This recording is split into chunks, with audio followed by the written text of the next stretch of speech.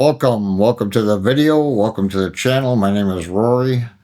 Today we're going to celebrate her birthday and we're going to put a scrolling years thing here. We're just pretending it's the year she was born up until this year, 2025. So we're going to come over to our effects panel, turn that on, and we're going to bring in a text plus. I'm going to stretch that out a little.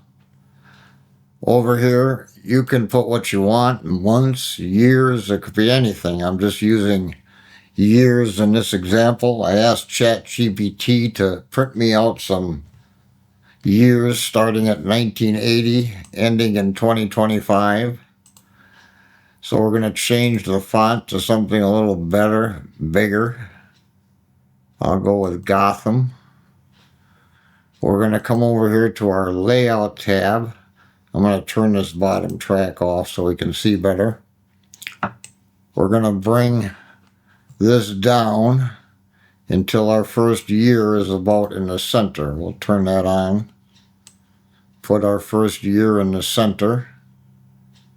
Then what we're going to do is we're going to come over here to the settings tab and we're going to come to cropping. So we're going to crop that from the left, crop from the right. The top will crop down and we will crop our bottom. So just 1 year is shown. Then we'll go back to title, our playhead at the beginning. For our Y position, we're going to set a keyframe. Then we're going to put our playhead at the end and we're going to drag this Y position until we come to our last year.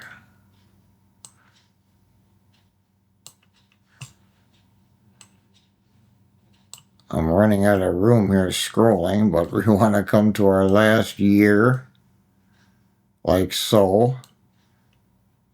I'm going to go back to settings and I'm going to crop that right out a little more so there's more room there, like so.